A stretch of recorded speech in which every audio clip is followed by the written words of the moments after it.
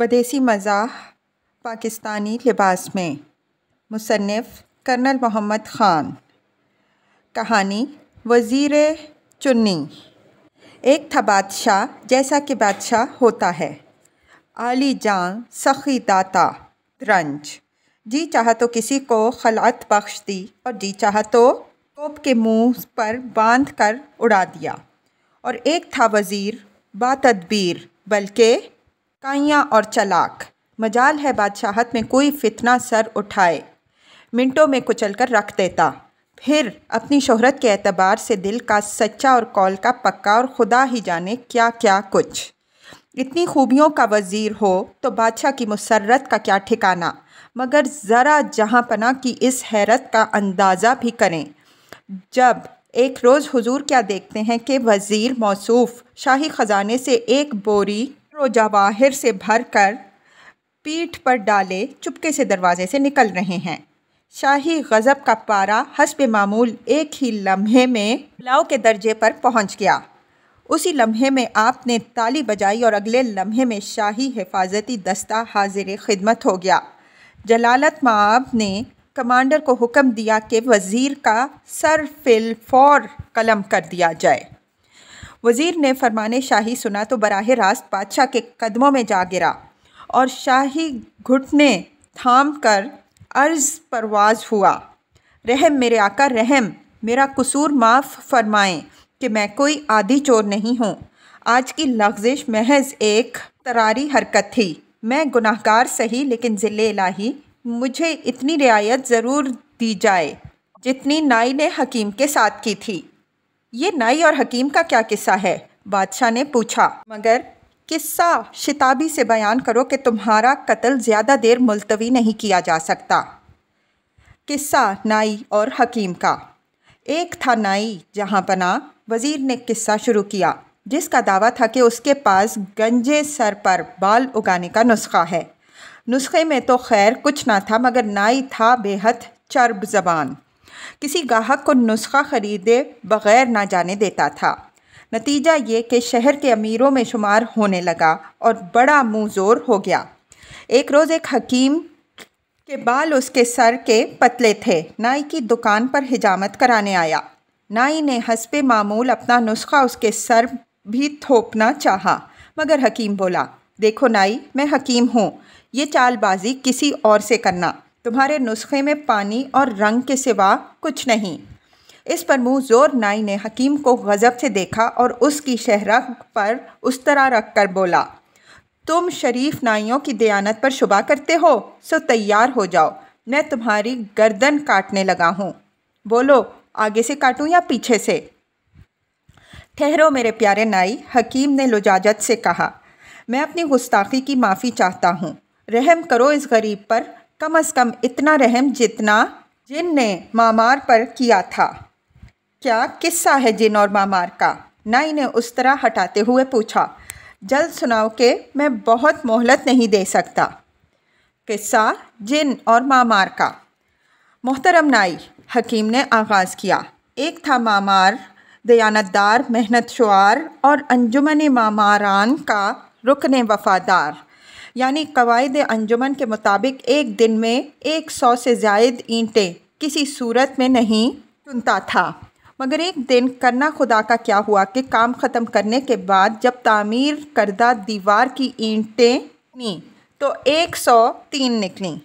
انجمن کی نافرمانی کے ڈر سے اس نے فوراً 3 اینٹیں اکھاڑ دیں اور دور ہوا میں پھینک دیں، مگر تیسری اینٹ کا پھینکنا تھا کہ ایک دہشت ناک چیخ سنائی دی اور ساتھ ہی ایک دیو قامت جن نمودار ہوا۔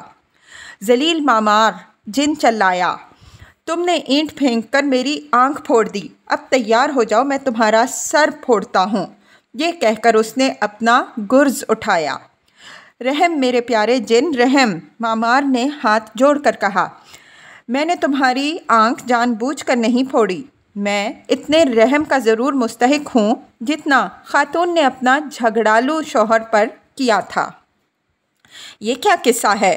جن نے گرز زمین پر ٹیکتے ہوئے پوچھا۔ چلو بیان کرو، قصہ بیان کرنے تک تم زندہ رہ سکتے ہو۔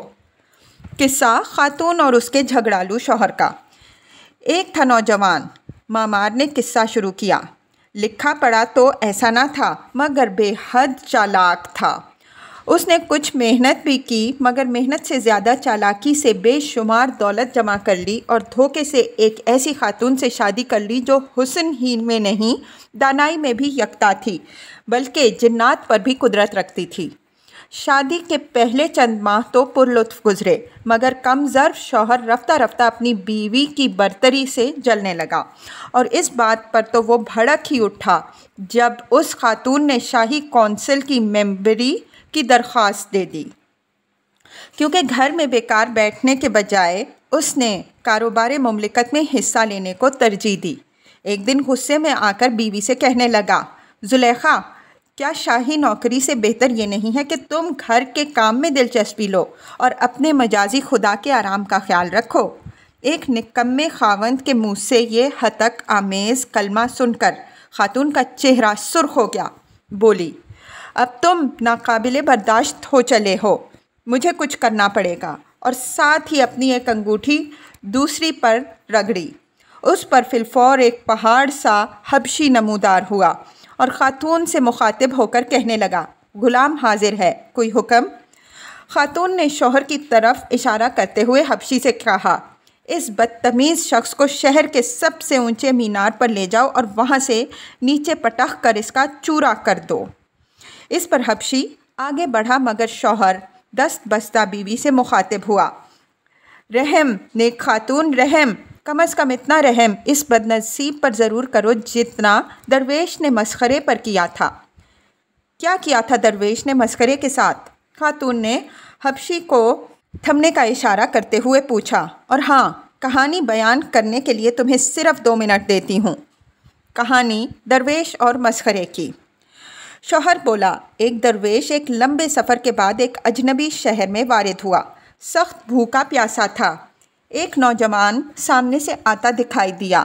اس سے بولا، نوجوان، کسی ایسی دکان کا پتہ بتا سکتے ہو جہاں مجھے کچھ کھانے پینے کو مل جائے؟ نوجوان بولا، آؤ میرے ساتھ، اور پھر اسے ایک عالی شان عمارت میں لے گیا۔ کیا یہی ہے وہ جگہ جہاں سے مجھے کچھ کھانے پینے کو ملے گا؟ درویش نے بےتاب ہو کر پوچھا۔ نہیں، یہ تو عجائب گھر ہے، میں نے سوچا تمہیں یہ مشہور جگہ دکھا دوں۔ نوجوان نے زیر لب مسکراتے ہوئے کہا۔ وہ دراصل اپنے مسخرے پن کا مظاہرہ کر رہا تھا۔ درویش بولا، بے شک نہایت عمدہ عمارت ہے مگر مجھے شدت کی پیاس لگی ہے، اگر شربت یا پانی کی دکان؟ فکر نہ کرو بابا، نوجوان بولا، چلو میرے پیچھے پیچھے۔ اور کوئی میل بھر فاصلہ کرنے کے بعد نوجوان ایک محراب کے قریب رکا۔ کہنے لگا، دیکھتے ہو یہ عالی شان محراب بابا، یہ ہماری فوج کی فتح کی یادگار کے طور پر تعمیر کی گئی ہے، ہمیں اس پر بڑا فخر ہے۔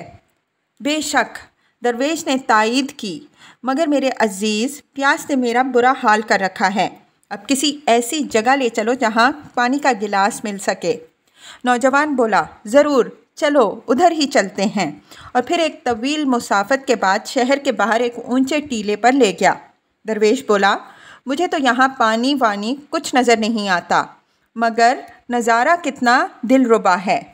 نوجوان نے اپنے آپ کو آنکھ مارتے ہوئے کہا۔ درویش کا صبر جواب دے گیا۔ اس نے اپنے تھیلے سے ایک تیغ نما چھرا نکالا اور نوجوان کو بازو سے پکڑ کر بولا، بدذات مسخرے، ٹھہر، میں تیری کھوپڑی چیرتا ہوں۔ مسخرے نے چھرا دیکھا تو چلایا، میرے اچھے درویش بابا، مجھے معاف کر دو، مجھ سے غلطی ہو گئی، مجھ پر کم از کم اتنا رحم ضرور کرو جتنا زیتون فروش نے چور پر کیا تھا۔ یہ کیا قصہ ہے؟ درویش نے پوچھا۔ لیکن اس مقام پر بادشاہ نے وزیر کو ٹوکا اور کہا، اب میں تمہاری چال کچھ سمجھنے لگا ہوں، یہ بتاؤ کہ یہ قصے ختم کرنے کے لیے تمہیں کتنا وقت درکار ہے؟ وزیر بولا، جہاں پناہ، یہ اس بات پر منحصر ہے کہ آپ کتنے گھنٹے روزانہ مجھے قصہ سنانے کے لیے دے سکتے ہیں، ابھی تو میں تمہید کی منزل میں ہوں۔ بادشاہ بولا، منصوبہ تو تمہارا برا نہیں، تم غالباً یہ کہنا چاہتے ہو کہ اتنا وقت ضائع کرنے سے بہتر ہے کہ تمہیں معاف کر دیا جائے۔ بے شک میرے دانا بینا بادشاہ، وزیر نے دست عرض کی، یہی اس ناچیز کا مدعا ہے۔ مگر کیا تمہارا سر فی الفور اڑا دینے سے بھی وقت کی اتنی ہی بچت نہ ہوگی؟ بادشاہ نے وزیر سے پوچھا۔ بے شک میرے مالک، وزیر بولا، مگر شتر بانوں کی ہڑتال کی خبریں آ رہی ہیں۔ اگر انہوں نے سچ مچ ہڑتال کر دی تو ملک میں ٹرانسپورٹ کا انتظام درہم برہم ہو جائے گا اور شاید جہاں پناہ کی زندگی بھی خطرے میں پڑ جائے گی کہ انجمن شتر بانہ کا امیر بڑا ظالم آدمی ہے۔ بادشاہ بولا، ٹھیک ہے، ہڑتال کی بھی افواہ ہے، مگر تمہاری اضطراری حرکتوں سے خزانہ ہی خالی ہو گیا تو ہماری بادشاہی کا کیا فائدہ؟